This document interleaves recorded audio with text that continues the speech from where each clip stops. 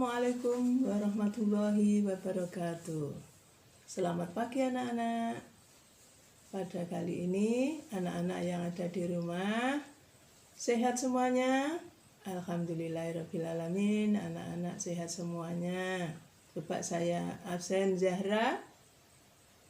Sudah ada jawaban? Filing? Ya. Anak-anak, walaupun kamu belajar di rumah, tetap semangat. Ya, jangan lupa sebelum belajar, kamu harus berdoa terlebih dahulu seperti biasanya. Anak-anak, sekarang suasananya masih diliputi dengan anak-anak? COVID ya. Ya, jangan lupa anak-anak di rumah harus jaga kebersihan, cuci tangan ya. Setiap hari, setiap akan melakukan kegiatan, anak-anak harus cuci tangan yang bersih ya, agar tubuh kamu menjadi sehat. Anak-anakku sekalian, kali ini kita belajar tentang tema 2, persatuan dalam perbedaan, subtema 2, bekerja sama mencapai tujuan pembelajaran 1. Tujuan pembelajaran, siswa mampu mengidentifikasi ciri-ciri kalimat efektif pada teks tentang semangat persatuan. 2. Siswa mampu menuliskan peristiwa penting tentang semangat persatuan dan kesatuan menggunakan unsur apa, di mana, kapan, siapa, mengapa, dan bagaimana dengan menggunakan kalimat efektif. Yang ketiga, siswa mampu menyebutkan makna upaya mempertahankan kemerdekaan melalui peta pikiran. 4. Siswa mampu mempresentasikan contoh upaya mempertahankan kemerdekaan melalui peta pikiran. Yang kelima, setelah melakukan pengamatan dan menggali informasi dari berbagai sumber, siswa mampu mengidentifikasi ciri-ciri hewan berdasarkan habitatnya. Anak-anak sekalian,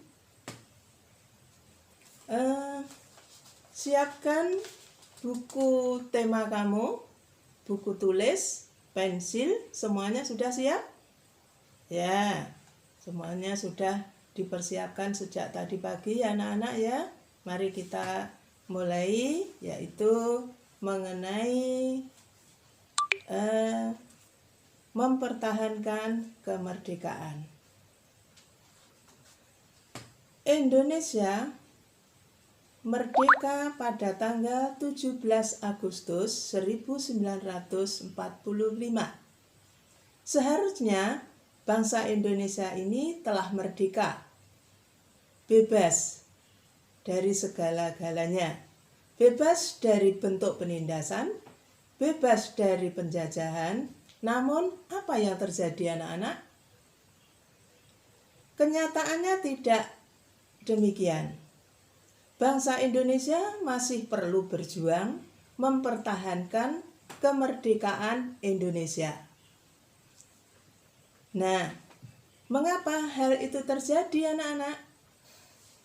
Bagaimana upaya bangsa Indonesia dalam mempertahankan kemerdekaan Indonesia? Ayo, siapa tahu anak-anak?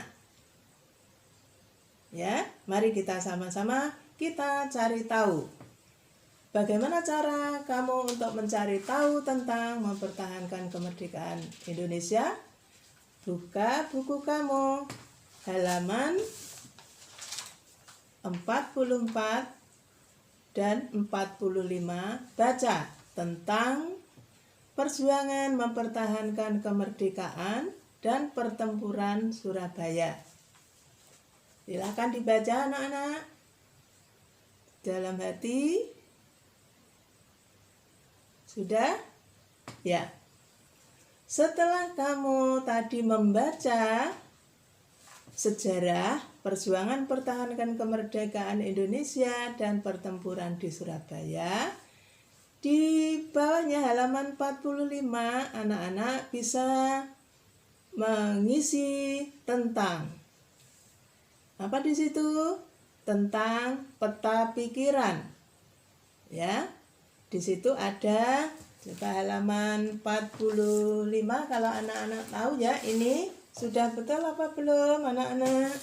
Ini di situ di tengah ada pertempuran di Surabaya, ada kalimat apa, mengapa, siapa, bagaimana, kapan, di mana. Nah, di sini kamu kembangkan peta pikiran dengan menggunakan kalimat efektif. Ya, anak-anak. Kalau kemarin kamu sudah mengerjakan dengan menggunakan apa, mengapa, siapa, tapi menggunakan kalimat apa? Membuat kalimat. Sekarang menggunakan kalimat efektif. Siapa tahu ciri-ciri kalimat efektif? Nah, kalimat efektif adalah kalimat yang mengandung gagasan pembicara atau kata-kata yang mempunyai unsur SPOK. S subjek, P predikat, O objek, K keterangan.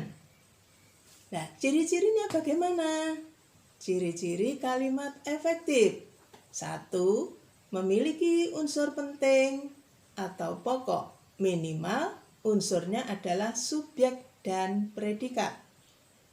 Yang kedua, menggunakan struktur bahasa yang tepat. Yang ketiga, memenuhi kaidah ejaan yang berlaku. Yang keempat, menggunakan pilihan kata diksi yang tepat dan sesuai kebutuhan. Nah, anak-anak sudah mengerti tentang kalimat efektif? Ya. Kalau sudah mengerti tentang kalimat efektif, berikutnya adalah kamu membuat tulisan dengan bahasamu sendiri. Ya, bisa kamu kembangkan menggunakan tulisan. Kalau ada anak-anak yang belum paham, ini Bu Guru tadi kalimat efektif yang mengandung unsur apa tadi anak-anak? S, P, O, K. Saya ulangi, S-nya adalah subjek, predikat, objek, keterangan. Contoh, ya, contoh misalnya, subjeknya misalnya ibu kamu di rumah. Ibu menggoreng ikan di dapur, misalnya. Ibu, nah, subjek menggoreng, nah, menggoreng, predikat ikan, objek. Nah, di dapur adalah keterangan tempat. Nah, ini hanya suatu contoh. Anak-anak bisa mengembangkan sendiri ya di rumah dengan bahasa kamu sendiri. Bahasanya sendiri. Ya. Nah, sudah. Kalau di rumah itu menulis dengan kata-katamu sendiri tentang pertempuran Surabaya berdasarkan peta pikiran. Nah, gunakan dengan kalimat efektif. Kemudian bisa kamu diskusikan dengan, karena kamu belajar di rumah, diskusi dengan kakaknya boleh, dengan ayahnya boleh, siapapun yang ada di rumah bisa didiskusikan. Anak-anak, setelah kamu mempelajari tentang sejarah, mempelajari kalimat efektif, kemudian kamu melanjutkan mempelajari tentang cara hewan menyesuaikan diri dengan lingkungan tempat tinggalnya. Nah, anak-anak, buku kamu halaman 48, kamu bisa mengamati. Tapi Bu Guru juga punya gambar ini. Nah, gambar apa anak-anak? Di sini ada mana ayam? Ayam, ada ikan, kemudian ada bebek. Nah, nanti anak-anak bisa mempunyai gambar-gambar lagi yang ada di rumah. Nah, mari kita pelajari tentang contohnya adalah ayam. Ya.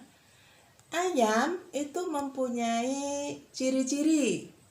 Nah, ciri-cirinya apa ayam di situ? Mempunyai bulu, ya betul. Ya. Kalau ayam jantan mempunyai apa ya bahasanya? Jalu ya, jalu. Ini ciri-ciri khusus. Kemudian habitatnya di mana? Habitatnya di darat. Ini contoh. Ya. Kemudian bisa di sini bebek. Nah, ini bebek ya. Bebek. Bebek juga mempunyai ciri-ciri khusus. Yaitu, nah ini beda. Ya, paruhnya ini agak apa ya? Agak panjang ya. Paruhnya agak panjang. Kemudian bulunya. Kemudian ada kakinya. Kakinya mempunyai apa ya? Selaput. Nah, selaput ini nanti difungsikan untuk apa? Ini ciri-ciri khusus. Nah, anak-anak bisa menulis dalam diagram berikut halaman 48. Di situ ciri-ciri cicak dan ciri-ciri ikan. Bisa kamu tuliskan di situ, ya. Anak-anak sekalian, kita wajib bersyukur ya, Tuhan menciptakan makhluk hidup, termasuk kita, hewan, tumbuh-tumbuhan itu makhluk hidup. Diciptakan oleh Tuhan Yang Maha Esa, mempunyai keunikan tersendiri, keistimewaan sendiri-sendiri. Contohnya tadi hewan-hewan ini mempunyai keistimewaan sendiri-sendiri. Nah, keunikan ini yang dinamakan ciri-ciri khusus. Ya, ciri-ciri khusus. Mari kita lihat bukumu di situ sudah ada bacaan, kamu bisa membaca mengenai ciri-ciri khusus bebek. Nah, ciri-ciri khusus bebek coba kamu baca. Bebek memiliki ciri khusus yang disesuaikan dengan tempat tinggalnya. Nah, tempat tinggalnya di mana? Di air, di sungai, di rawa-rawa, dan sebagainya. Pokoknya tempatnya di air. Kemudian mempunyai kaki yang ada selaputnya. Nah, kaki yang ada selaputnya ini digunakan untuk berenang di air. Kemudian paruhnya panjang, digunakan untuk mencari makan yang ada di sungai, di danau, di air, pokoknya tempatnya di air. Ya. Jadi ciri-ciri khusus makhluk hidup ini berbeda-beda. Nah, selain itu juga bebek memiliki ciri khusus lainnya, yaitu selaputnya tadi, kakinya digunakan untuk apa anak-anak tadi? Untuk berenang. Nah, anak-anak nanti tugasmu yang ada di rumah adalah ya mencari hewan yang ada di sekitar rumah kamu. Ya, cari hewan apa namanya, ditulis di laporan, tulis, kemudian hewannya apa, ciri-ciri khususnya apa, ya, habitatnya ada di mana, itu yang ada di sekitar rumah. Nah, anak-anak, kita sudah mempelajari dari awal tentang, sudah mengetahui sejarah, ya, bagaimana cara bangsa Indonesia untuk mempertahankan kemerdekaan, ya, melalui apa tadi? melalui pertempuran tentunya yang ada di Surabaya. Kemudian membuat kalimat efektif, ya, mengembangkan dengan kalimat efektif. Yang ketiga yaitu kita mengenal ciri-ciri khusus hewan. Nah, anak-anak, saya kira penjelasan dari Bu Guru saya cukupi sekian dulu. Anak-anak tetap belajar di rumah dengan semangat, ya. Tak lupa anak-anak kalau sudah belajar selesai juga tetap berdoa. Sekian dulu. Wassalamualaikum warahmatullahi wabarakatuh.